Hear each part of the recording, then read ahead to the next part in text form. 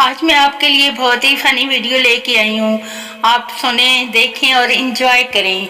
Thank you. बाप बेटा अगर ससुराल वाली घड़ी दें तो सूट मांग लेना, बाइक दी तो कार मांग लेना, दुकान दें तो घर मांग लेना पप्पू, और बेटी दें तो माँ मांग लूं।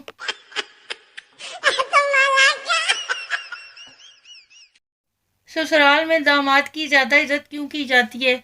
क्योंकि वो ये जानते हैं कि यही वो अजीम आदमी है जिसने हमारे घर के तूफान को अपने घर में संभाल रखा है।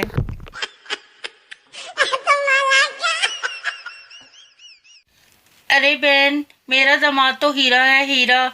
मेरी बेटी को किसी काम के लिए वो उंगली तक हिलाने नहीं देता।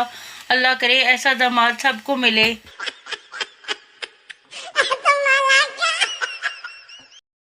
बैरूनी मुल्क kitchen, bedroom, dining room, drawing room Pakistani, Abu वाला कमरा, एसी वाला कमरा, कंप्यूटर वाला कमरा, पेटियों वाला कमरा, बड़ा कमरा, छोटा कमरा, बीच वाला कमरा।